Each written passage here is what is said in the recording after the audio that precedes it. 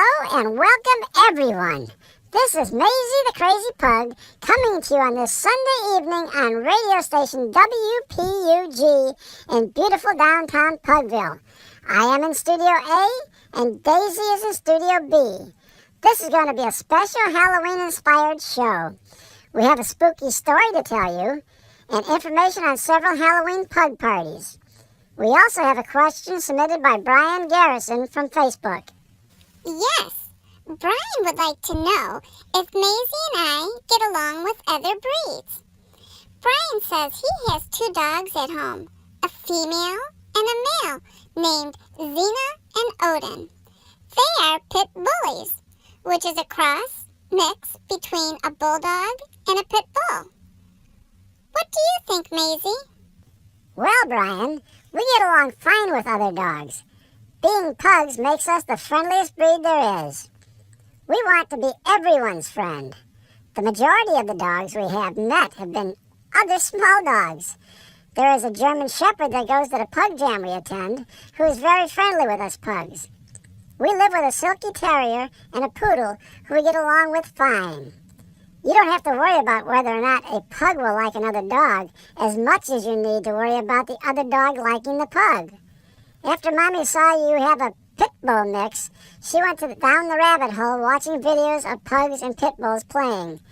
We guess if a pit bull is raised in a kind, loving atmosphere, they can be great friends with a pug. You need to know the temperament of your pets. That is so true, Maisy. Any dog can be the most loving animal or a killer. It depends on how they are raised. That was a great question, Brian. Thank you for submitting it. Now I think we should talk about the Halloween activities. You know, Maisy, Halloween isn't just for kids anymore. We did an online search and found pug parties all over the country. It seems the humans love dressing us pugs up, and us pugs love the attention we get. A lot of the Halloween parties are fundraisers for different pug rescues and adoption. Seattle Pugs Rescue will have their Pug-A-Ween on Saturday, October 27th from noon to 3 p.m. in Monroe, Washington. There is a lot of fun planned. They will have a costume contest, vendor booth setup, raffle baskets, and silent auction. And Mr. and Mrs. Santa Claus will be there for your pug to get their pictures taken. That will make for great Christmas cards. If anyone is in the Seattle area are interested in more information, they can go to their website at seattlepugs.com. In our search, we found a dog park, kennel, and bar all rolled into one in Charlotte, North Carolina. It sounds like an amazing place. They are hosting their second annual Pug-A-Ween to benefit the Mid-Atlantic Pug Rescue. This will also be on October 27th from 4 to 9 p.m. All pugs and pups who like pugs are welcome. There will be a costume contest for the pups and bobbing for beers for the humans. This is a 21 and over facility, so only furry children and their humans are allowed. For anyone in the Charlotte area looking for more information, please go to their website at luckydogbarkandbrew.com.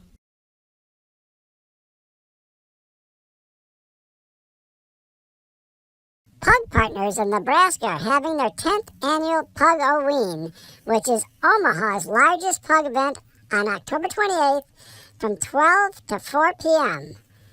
Of course, they will have a silent auction to raise money for the rescue. It goes to a great cause. There will be several costume contests. The categories are Best Handmade/Homemade, Best Duo/Group, Ensemble, Senior Surprise, and Celebrity Look-alike. Something that sounds like fun to me is the pug racing. Ready, set, go. You know how I love running. Something new this year is Where's Puggo? I wonder if that's something like Where's Waldo? For anyone in the Omaha area are interested in more information or want to purchase tickets, you can go to their website at pugpartners.com.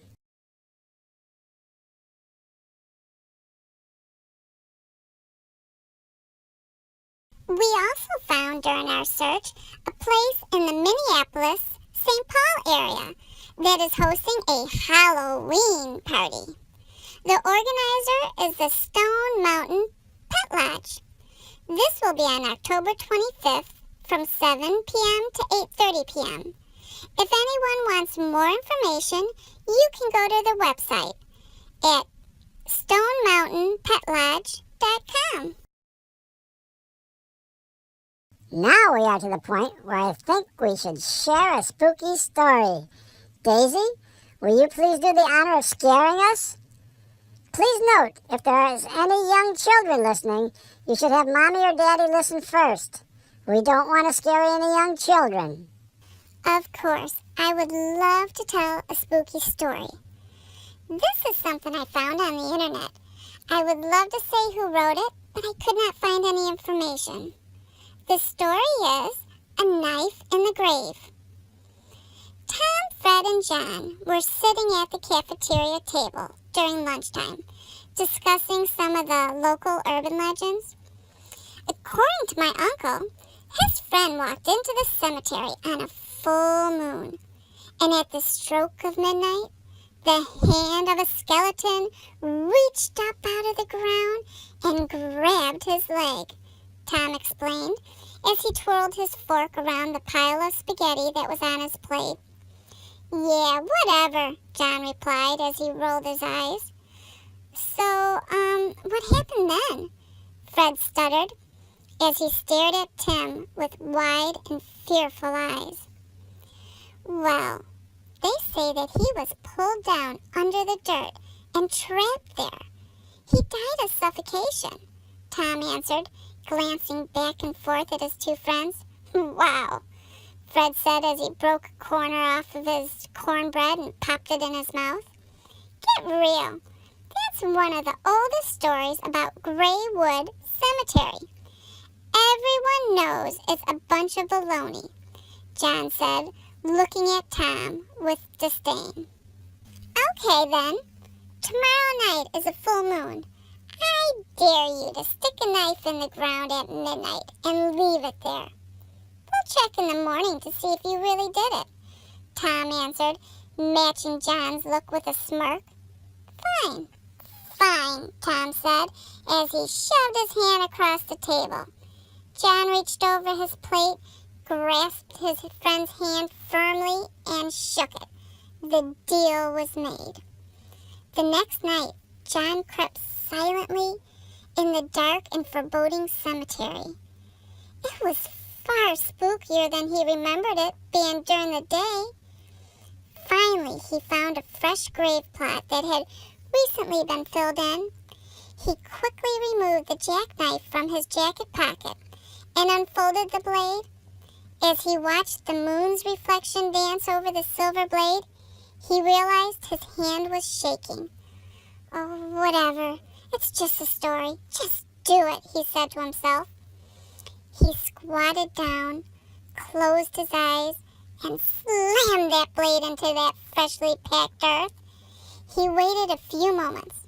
Nothing. Whew! He started to stand. But at that very moment, something tugged at his jacket. He tried harder to stand up, and he realized something had a firm grip on his jacket and was pulling him down towards the ground. His heart froze, and he screamed at the top of his lungs until all of his breath was expelled, and he passed out.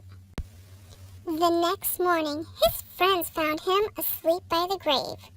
When they woke him, he started to tell the story, and then they all quickly looked down at his jacket where he had been grabbed and pulled to the ground. Immediately, Tom and Fred bursted into hysterical laughter. John just sat there, staring at his jacket. The corner was pinned to the ground by the blade that he himself had thrust through it. The end. That was a good story, Daisy. Thank you for telling it. Well, looking at the clock, it looks like it's time for us to say goodbye. If you have any questions you would like us to answer on the show, or if you would like to be a part of the show, please message us on Facebook, Instagram, or Twitter. You are right, Maisy. It is time to go. This is Daisy, best friend and sister of Maisy the Crazy Pug, signing off for WPUG Radio. We hope you enjoyed your time with us.